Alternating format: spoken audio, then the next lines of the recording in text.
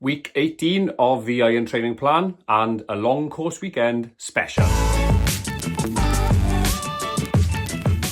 little bit later doing the video this week. The long course took it all out of me. I drained the tank completely and my legs haven't been great.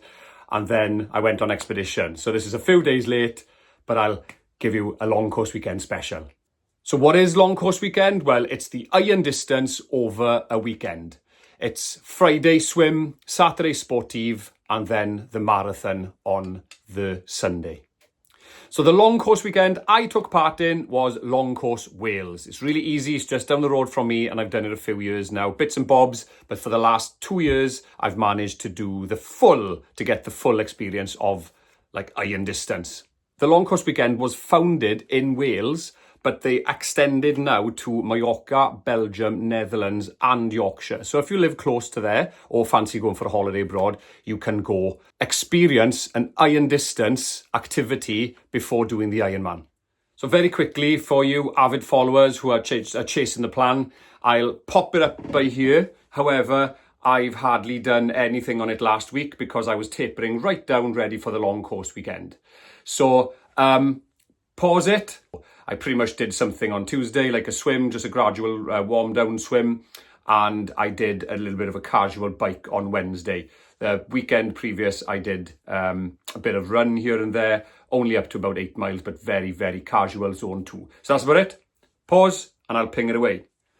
So I'm wearing the long course weekend top that we had. You have it free if you do the full weekend. You had a bag this year. There we are, very nice this year. We didn't have a bag last year, so you have a bag, ideal, and we had this polo top, and you wear the polo top on the Sunday after the marathon, so that you, obviously when you get showered and things, you come back then to the athletes village and they call you all down to on the red carpet and you all line along the side of the red carpet. It's really, really nice, a nice touch. Where you are then presented your 4th medal and that encapsulates the other medals. So these are the medals. Firstly, we had the swim medal, the Swim Wales, which is a 2.4 mile swim. So it's 2 laps of the Tenby Bay, North Beach. Then we had the Sportive, which was the full 112 mile cycle. You can also do a 72 mile or you can do a 40 mile cycle. So it's quite open to many. There we are. Also on the swim, you can actually do a 1 lap version of it. So that's how that went. And then the third one for the Wales Marathon. And you can also do a half marathon or you can do a 10K or you can do a 5K. If you do the full, you get the full set and they go together quite nicely like that. Beautiful. Once you have completed all of them, you go to registration and you receive a gold athlete band and they call you through then in reverse order from how many athletes took part. So this year started over 1,000, only 430 odd finished. And I was really, really happy because I was there for ages before they called my name out. And I was super chuffed to come 109th overall. At 45, I'm really, really happy with that. So they compact them all together like so. So compared to Ironman, I'd say it's slightly harder for reasons you probably wouldn't think. It's because of the fatigue building up overnight between events. That's what I felt. So I'll just quickly take you through what I experienced on the weekend, just to give you sort of an insight of what you could expect if you so wish to take part. So firstly, this is a little bit early in the plan. This would have been ideal after week 20 odd. I should be doing sort of a half Ironman at the moment. Anyway, the Friday. It's always tight getting down on the Friday after work. And I only just got into the swim pen, by about 5 minutes. But I knew that anyway because we'd got down to our accommodation quite early in our caravan and I knew the timing of walking up to the beach and things. And I've done it so many times I had the confidence. But get there early if you're doing it. After years of doing this now, I was quite comfortable, got into the water, was quite close to the front and just go in. This was, from all long course weekends I've done over the years, and Ironman, this was the calmest conditions I have swum in Tenby Sea, North Beach. So it was quite nice. I set my own PB of 119, which I was really, really happy about, compared to my first ever swim in long course, which was 156. So I'm really happy that I've made that big leap forward. So the swim was calm. A lot of elbows out this time, a lot of people sort of crossing over in front of you or whatever.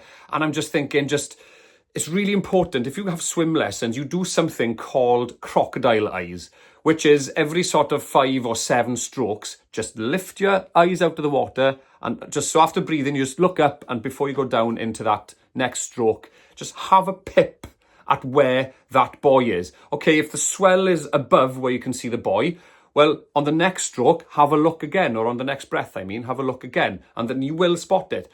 So many people are coming across. I'm just thinking, where are you going? Because it's so long, just keep an eye, because it's going to affect your times, going back and forth like a sea snake. So anyway, got out to the beach. First time was really comfortable, got back in and just got on with it. I suffered with a bit of cramp. I did take on my precision hydration the day before and during this Friday, so I don't know why I suffered with cramp. It was on the hamstrings and the calves, but we train with cramp and things in the pool, and so I just stopped using my legs for a bit until it got back, and it was creeping back and forth. Water was a little bit colder further out, but hey ho, you just get used to it and get on with it. I felt this time on the second lap that I had a lot more in the tank, so I could kick a bit more and just propel myself a little bit more. And yeah, the training had truly paid off with being able, because you don't usually kick on long distances, but I thought I had the energy left, so I thought I'd just kick and just get that momentum going as well. Anyway, got over the line, really, really happy. So then day 2, early start on the bike, 7 a.m. We started off, I think I started off a little bit too excited. My legs had pretty much gone at 55 to 60 miles. And I was just thinking, how am I going to get through the second lap of like Wiseman's Bridge and Saundersfoot Hill, renowned, really difficult hills. Plus you had the hill from Carew Castle all the way up, which is really, really long and it just drags. Got through it anyway. I was quite emotional at the second lap with Wiseman's Bridge because I knew I had pretty much nothing left in the tank and I had to get up that hill. I was not walking that hill. And then I got to Saundersfoot, the very famous one, and that's where I pretty much drained the tank. I got to the top of Saundersfoot and I just knew all the way downhill into town. During the bike, lots of lonely time really this time. Not many boys from the club doing it. And also the headwind was quite strong. You just didn't have a chance to talk really because you're just trying to battle through the headwind. Found myself really by myself in lots of places, but then I managed to find a train of bikes going past me and just get on the back of them for a little bit and return the favour when I had my energy back. But without that help, it really would have really ended much worse. But yeah, so I got through the bike. Wasn't the best bike. I still did a PB. I did it in pretty much 7 hours compared to last year, which was 7:15. Food stops, always great. I haven't got footage of the food stops, but you know, bacon roll first stop. You've got your energy drinks. You've got loads of sweets, and they offer you, bananas, the usual stuff. Then there was another stop with sort of chips and sweets or whatever you wanted. So you didn't have to carry as much nutrition. But the stop that saved me from pretty much losing my mind was the last stop in Lamphey, because they had free pizza and they had Coca-Cola ready to go. And a lot of the boys said that saved them as well because it just drained the batteries. I absolutely shot down the last bit just to try and get it under 7, but I didn't manage to get it under 7. Hey ho, doesn't matter, still better than last time. So that was the bike. Really happy to get that over with, to be honest, at the end of that. And I just knew I had to sort my legs out for the marathon. So after the bike, you had a lot of downtime. So we'd finished the bike by, I think, like 2 or 3 o'clock-ish. So you got a lot of downtime with the family. So yeah, we went back to accommodation, chilled out a bit, talked to some friends, blah, blah, blah, and just sort of got my legs ready. So got my massage gun on, which is on early videos, got all that stuff done, a bit of deep heat rubbing, warm shower, just get that hot water on as much as I could. And yeah, just get ready, fuel up ready for the marathon.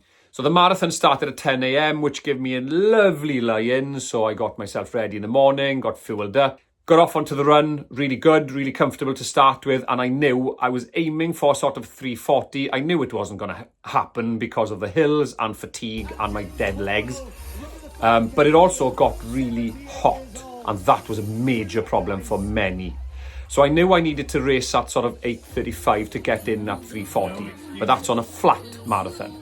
So I had to reassess my plans when I was hitting the hills. I didn't stop in the first hills. I only walked the last few hills just to save my legs so I could run on the straights. So yeah, all the way through the marathon was okay. They put on way more water stops than usual because it was so hot.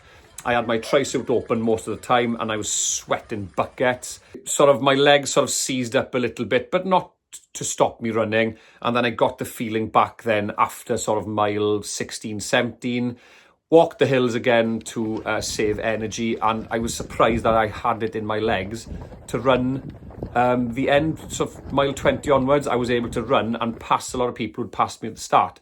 So managing my race was really, really important. And I managed once again to sub 4 the marathon, even in all those difficult conditions as well. So I was really happy with that. So that's it. That's the long course weekend. I hope that gave you some sort of insight. I would certainly recommend you take part in it. Definitely. I absolutely love the long course weekend because of the camaraderie and the community of triathletes. I absolutely love it. The ceremony on the end as well just makes it worthwhile.